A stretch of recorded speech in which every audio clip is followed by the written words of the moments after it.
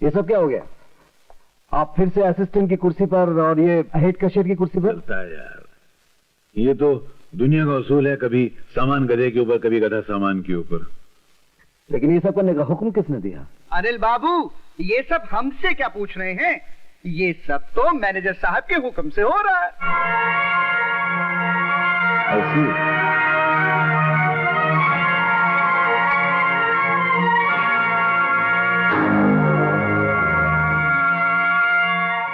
ये मेरी पति है भैया।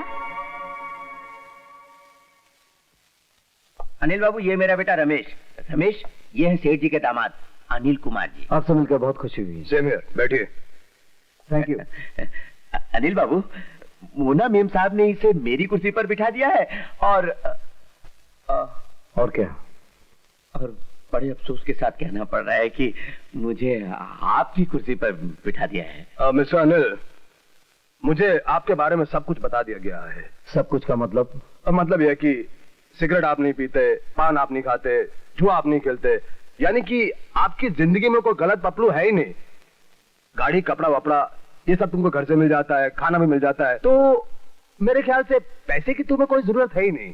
फिर भी हाँ, तुम्हारे लिए 300 रुपया महीना सैंक्शन किया है, जो महीने की हर पहली तारीख को तुम हेड कैशियर से कलेक्ट कर सकते हो।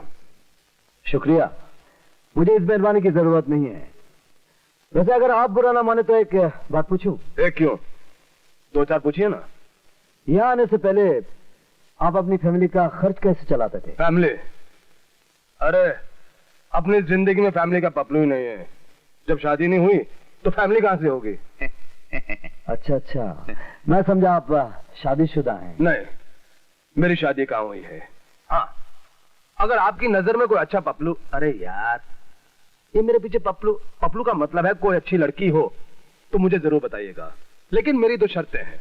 एक तो मैं दहेज के सख्त खिलाफ हूं और दूसरी, घर जमाई बनना मुझे बिल्कुल पसंद नहीं है। बुरा मत मानिए अनिल बाबू, मेरा बेटा शुरू से ही उसूलों का पाबंद है। दूसरों की दौलत पे हाथ साफ करना उसे बिल्कुल पसंद नहीं। मतलब आपका बेटा आप पर नहीं गया?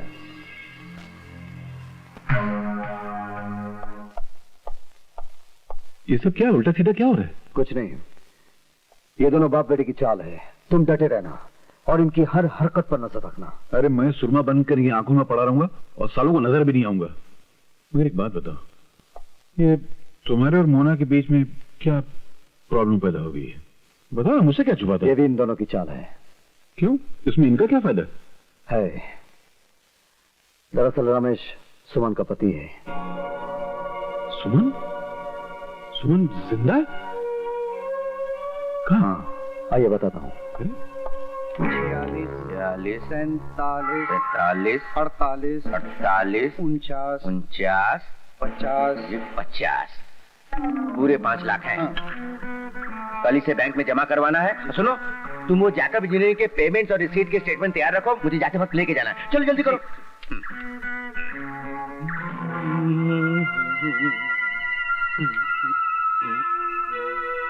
अरे ठहरिए बाबूजी। पपलू, आप क्यों तकलीफ करते हैं? अपने श्रवण कुमार को भी तो मौका दीजिए। ठीक है, मुझे जरा जल्दी है, मैं जाता हूँ। खाना खा लिया? खा लिया। 5 लाख का पपलू।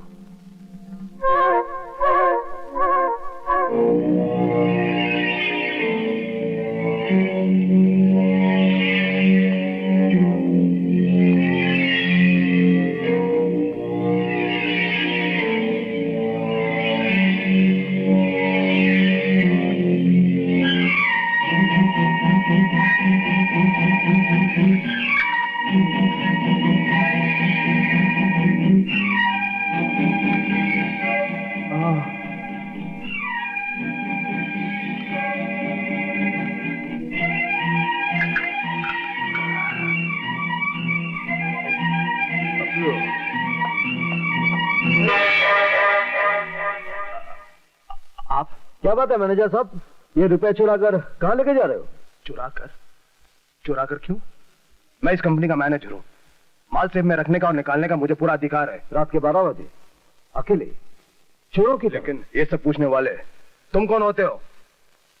ठीक है, अगर आप चोर नहीं है तो ये रुपए लेकर अभी इसी वक्त आप बंगले पर चलिए। मैंने कहा ना, ये सब पूछने वाले तुम कौन होते हो?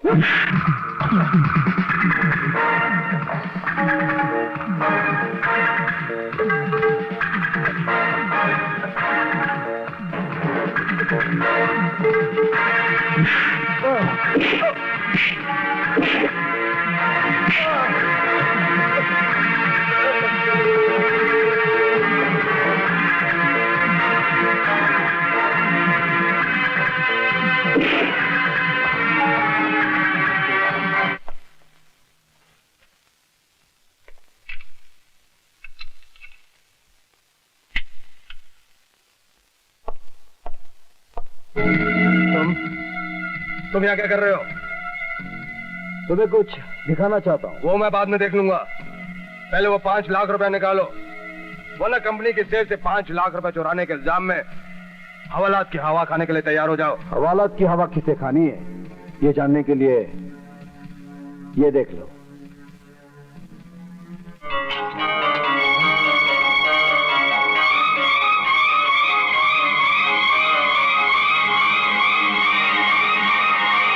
बस बंद करो। ये किसने उतारा? किसी ने भी उतारा। उतार लिया, अब बोलो क्या इरादा है? मैं क्या बोलूंगा, अब तो तुम बोलोगे। 5 लाख हजम करने के बाद अब तुम मुझसे और क्या चाहते हो? मैं तुम्हें एक नेक और शरीफ इंसान बनाना चाहता हूँ। बस इतनी सी बात? तो समझ लो मैं 100% नेक और शरीफ आदमी बन गया। तो बताओ वाह, सुमन तुम्हारी कौन है? सुमन? कौन सुमन? वो मेरी धर्मपत्नी है। तो जाओ अभी और इसी वक्त सुमन को यहाँ लेकर आओ। हाँ ले आता हूँ, अभी जाकर शहर से यहाँ ले आता हूँ। एक बात याद रखना, सुमन को पत्नी का दर्जा देकर मान सम्मान के साथ इस घर में रखोगे और ईमानदारी के साथ कंपनी की नौकरी करोगे, वरना। हाँ समझ गया, सब समझ गया। कितना समझ गया ये तो वक्त ही बताएगा। मैं तुम्हारी हर हरकत पर नजर रखूंगा। साला पपलू नजर रखेगा। सुमन को तो लेकर आऊंगा, लेकिन उसके बाद ना सुमन रहेगी ना साला तू। हे भगवान, 5 लाख की चोरी? लेकिन ये किसका काम हो सकता है? मालकिन, 5 लाख सेठ में होने की बात बस हम तीनों को ही मालूम थी, इसलिए या तो चोर मैं हो सकता हूँ, या लखपतिया, या फिर अनिल बाबू। अच्छा, तो फिर ये काम अनिल का ही हो सकता है। हो सकता है मालकिन। आपने उन्हें हटाकर गोपाल दास जी को उनकी कुर्सी पर बिठा दिया, इसलिए गोपाल दास जी को बदनाम करने के लिए अनिल बाबू ने पैसे उड़ा लिया। ये भी हो सकता है।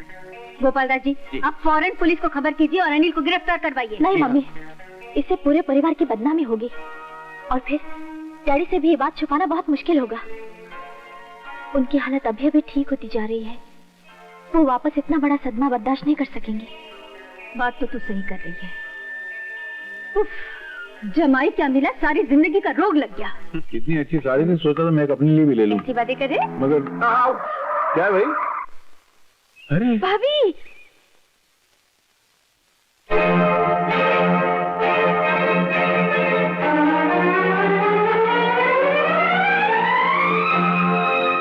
मम्मी ने ठीक कहा था, छोटे लोगों की जात का कोई भरोसा नहीं होता।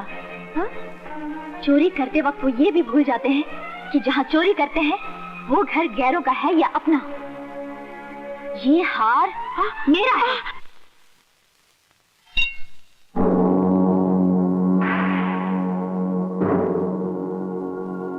नेकलेस मिल गया। कहाँ से मिल गया? तुम्हारी बहन के गले में, और साथ में तुम्हारा बहनोई भी था। मैं नहीं मानता। तुम तो ये भी नहीं मानोगे कि तुमने खुद हमारी ऑफिस से 5 लाख रुपए चुराए। अगर मैं चाहती तो पुलिस में रिपोर्ट करके तुम सबको हवालात में बंद करवा सकती थी। अगर अपने खानदान की इज्जत का ख्याल आ गया। अच्छा किया। अगर तुम्हें रुपयों की इतनी जरूरत थी तो मुझसे कहते, मैं तुम्हें दे देती। चोरी करने की क्या जरूरत थी? मना, देखो मना, पति पत्नी के रिश्ते की बुनियाद एक दूसरे के प्रति विश्वास पर होती है। उस विश्वास को विश्वासघात में तुमने बदला है। क्या मतलब? औरत सब कुछ बर्दाश्त कर सकती है, मगर अपने पति को किसी दूसरी औरत के पहलू में कभी नहीं देख सकती। क्या बकवास कर रही हो तुम? ये बकवास नहीं, हकीकत है। तुम मेरा खाते हो, मेरा पीते हो, मेरे मकान में रहते हो, मेरी गाड़ी में घूमते हो और रात एक आवारा औरत के साथ गुजारते हो। ये झूठ है। ये झूठ नहीं, सच है। उस रात डांस के बाद मुझे होटल में अकेला छोड़कर तुम उसी डांसर से मिलने नहीं गए थे? फिर दूसरे दिन मेरे 50,000 रुपए लेकर उसी लड़की को देने शहर नहीं गए थे? सारी रात उसके घर गुजारने के बाद सुबह मैंने तुम्हें उसके घर से निकलते हुए खुद अपनी आंखों से देखा है। चुप क्यों हो? बोलो, क्या रिश्ता है तुम्हारा उस लड़की के साथ? काश मैं बता सकता, उसके साथ मेरा क्या रिश्ता है। मैं बताती हूँ। उस आवारा बदचलन औरत के साथ तुम्हारा बिस्तर का रिश्ता है।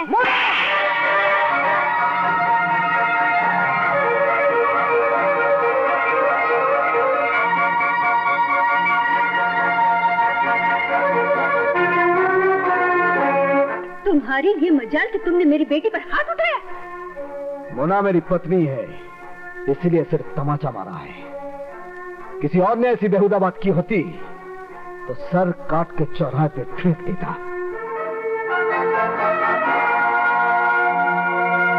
मोना,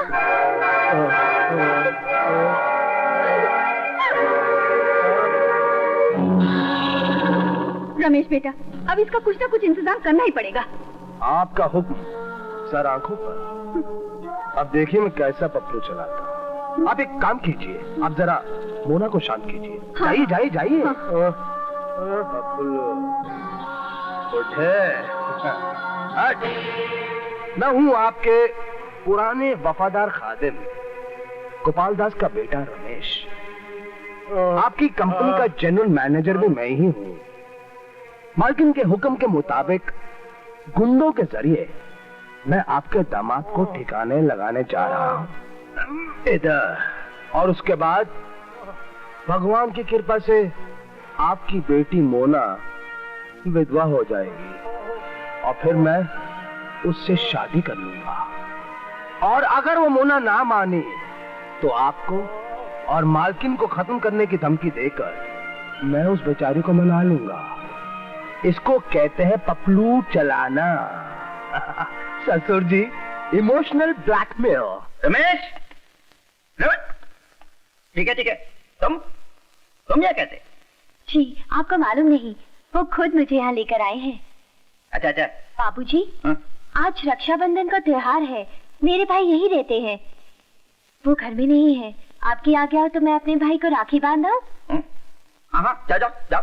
अच्छा बाबूजी।